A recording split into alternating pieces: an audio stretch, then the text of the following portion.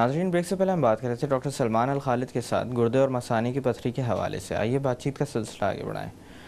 Doctor صاحب، جیسے کہ وجوہات کا تذکرہ ہو رہا تھا، اسی طرح سے میں آپ سے جاننا چاہوں گا کہ ہمارے ہاں کچھ خاص عادات ہیں جو زیادہ پائی جاتی ہیں. مثال کے طور پر پان، چھالیا، سگریٹ، چائے، جو ہمارے خطے میں بہت زیادہ بہتات میں استعمال کی جاتی ہے. بالکل. تو کیا یہ عادات بھی کوئی تعلق رکھتی ہیں گردے کی پتھری کے ساتھ؟ دیکھیے، پان کی جیسے آپ نے مثال دی، چھالیا کی آپ نے مثال دی. پان میں آپ کو پتہ ہے چونا شامل ہوتا ہے جی. اور پان بنانے کا جو طریقہ کار ہوتا ہے اس میں چونا ملایا جاتا ہے.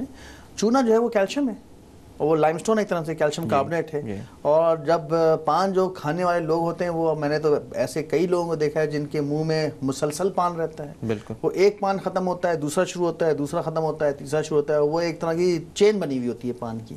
تو جب اتنی مقدار میں جب پان کھائیں گے تو آپ سمجھیں کہ ایکسٹرا اماؤنٹ میں وہ لائم جو کیلشیم ہے وہ آپ اپنے جسم میں لے رہے ہیں.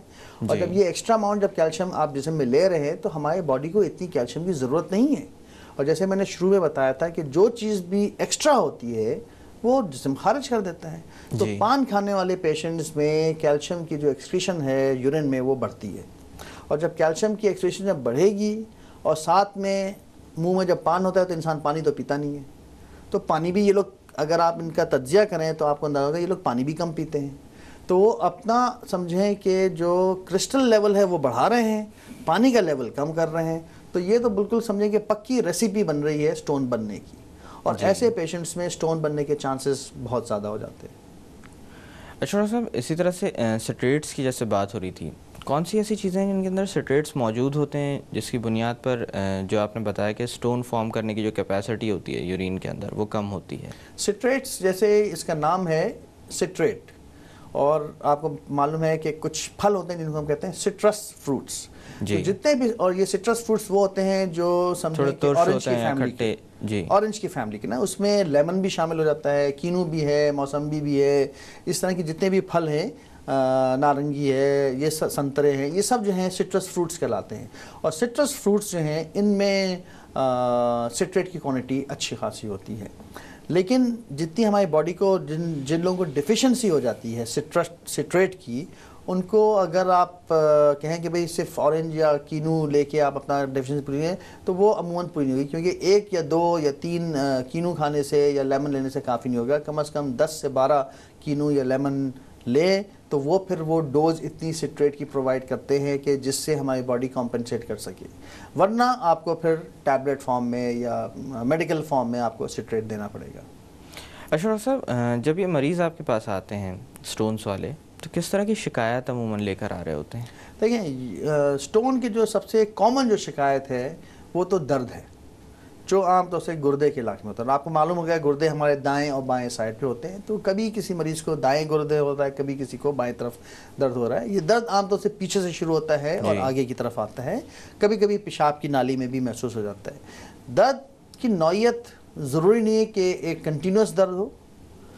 ایک دن درد ہوا، 4-6 دن نہیں ہوا، پھر ایک دن درد ہو گیا، پھر ہفتہ 10 دن نہیں ہوا. تو ویریبل قسم کی اس کی ڈیوریشن رہتی ہے. پلس درد کی شدت کا بھی کوئی ڈیفینیٹ کوئی فارمولا کوئی نہیں ہے. کبھی کبھی دیکھا گیا ہے کہ پتھر اتنا ذرا سا ہے اور مریض کو شدید درد ہو رہا ہے، اتنا شدید کہ وہ بیچارہ تڑپ رہا ہے درد کے مارے.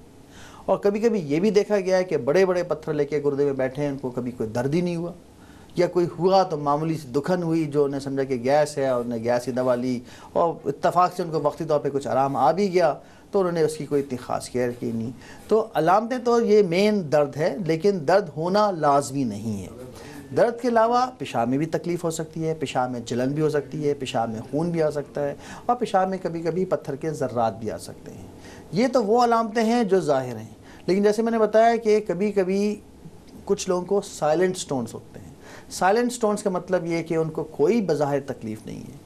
وہ ہمارے پاس صرف اس وجہ سے آتے ہیں کہ کسی وجہ سے انہوں نے کوئی ٹیسٹ کرایا تو پیشاب ٹیسٹ کر لیا یا الٹراساؤنڈ کر لیا تو اتفاق سے ان کو پتہ چلا کہ اس میں سٹون ہے.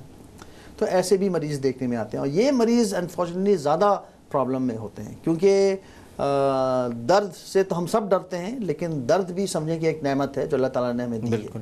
اور میں اس لیے کہتا ہوں کہ درد نعمت ہے کہ جب درد ہوتا ہے تو انسان کیئر کرتا ہے، اس کی فکر کرتا ہے، اور جب فکر کرتا ہے تو پھر اپنا علاج بھی کراتا ہے.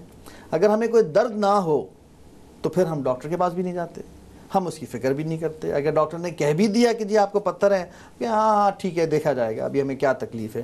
کیونکہ انسان اپنی جوانی میں اور اپنی پروفیشنل لائف میں کبھی کبھی اتنا مصروف ہو جاتا ہے کہ اگر اس کو کوئی تکلیف نہیں ہے تو وہ پھر اس کو ٹائم نہیں دے پاتا. تو وہ چیز لیکن دیکھنے میں یہ آیا ہے کہ یہ پیشنٹس کے جو سٹونز ہیں زیادہ خطرناک ہوتے ہیں, کیونکہ یہ اندر ہی اندر گردے کو نقصان تو پہنچاتے رہتے ہیں, ہمیں احساس نہیں ہو رہا ہوتا کیونکہ ہمیں کوئی تکلیف نہیں ہے, لیکن جو گردے کو ڈیمیج کا پروسیس ہے وہ تو اپنا چل رہا ہے. انفارچونیٹلی یہ پیشنٹس ہمارے پاس پھر اس سٹیج پہ جب آتے ہیں, جب کہتے ہیں نا سر سے پانی گزر گیا, مطلب یہ کہ کڈنی کا ڈیمیج اتنا زیادہ ہو گیا کہ اس کو اب ہم سیو نہیں کر سکتے, جو ایک بڑی انفارچونیٹ بات ہوتی ہے. اور اس سٹیج میں صرف اور صرف علاج یہ رہ جاتا ہے کہ اب گردہ نکالنا پڑے گا, جو ایک طرح کا علاج کا فیلئر ہے, کیونکہ آپ نے مرض کو اتنا بڑھنے دیا کہ اس نے اس پورے آرگن کو ڈیمیج کر دیا. تو آئی تھنک کسی بھی پیشنٹ کو اس وقت تک انتظار نہیں کرنا چاہیے جب اس کا گردہ فیل ہو جائے.